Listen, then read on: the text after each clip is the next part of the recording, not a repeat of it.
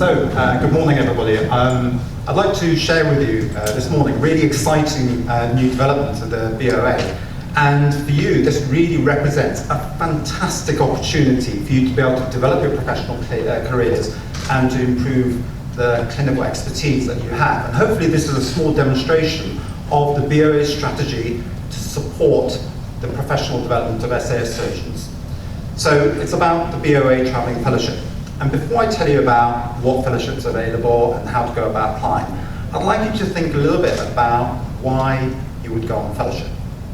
So just reflecting back on my own fellowship, I've been to 4 travelling fellowships. By far the one that I gained the most from was back in 2002, and this is the Harborview Medical Center in Seattle, Ted Hanson's unit. And I think the reason why I gained the most out of this unit was because I was absolutely clear before I went onto the fellowship what I wanted out of it.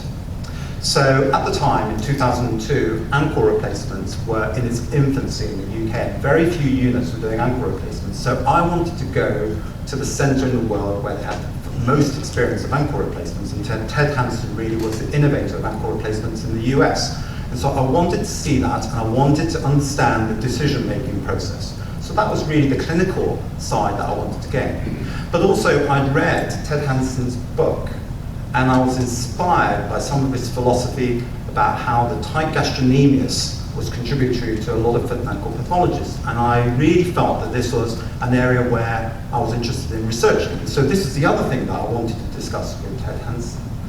And finally, I wanted to understand what the American training system looked like and how that compared to the British training system and what we could learn from their system. So really, for you, how would you decide if you want to go on fellowship, where to go? And I'll tell you a little bit about what fellowships are available and what the application process is. So really the important thing before going on fellowship is really what do I want to gain from it? And I was talking to actually one of our SAS surgeons, and I was explaining to him that these were going to be now available to SAS surgeons. And he said, I'm not going to bother, because my application is going to get beaten by the other registrars.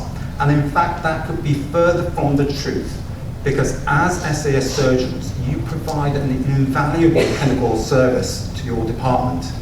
And in fact, anything that improves the quality of the care that you deliver, whether it be doing knee replacements better, managing hand injuries better, or even potentially bringing something new to the department, all these things are brilliant reasons for going on a fellowship. So think of it this way. What do I want to gain in terms of the clinical experience that I want to gain? Is there potential for engaging in research with that unit? And what do I want to see in terms of potentially a different healthcare system internationally?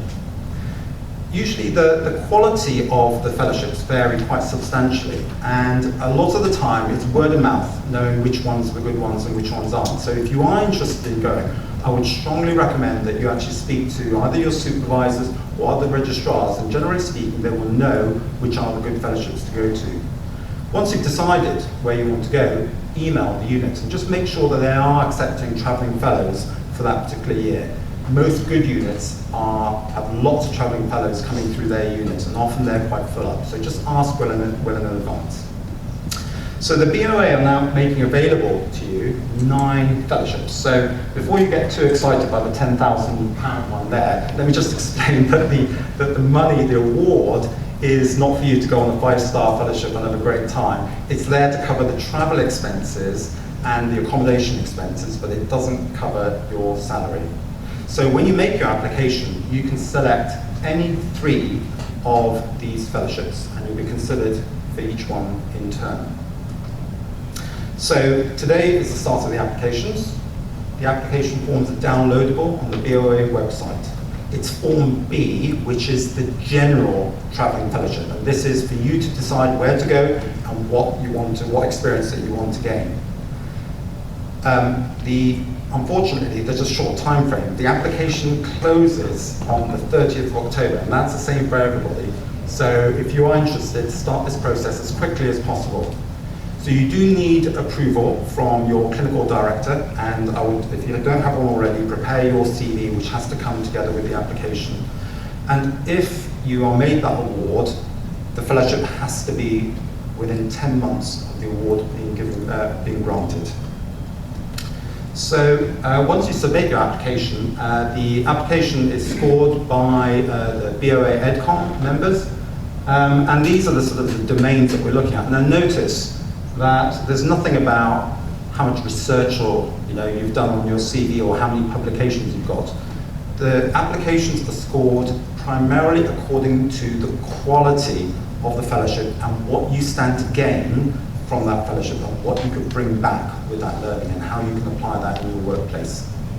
So shortlisted candidates, we're planning to conduct interviews in January of next year, and at the moment we're planning potentially to do this by teleconference, so you won't need to travel from wherever you are.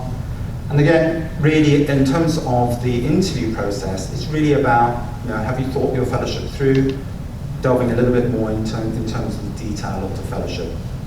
So I am encouraging you all, please think about this. This is a really fantastic opportunity that you can improve your careers. And I, for one, the experience that I gained in Seattle and other fellowships I've gone to, I actually apply in my day-to-day practice.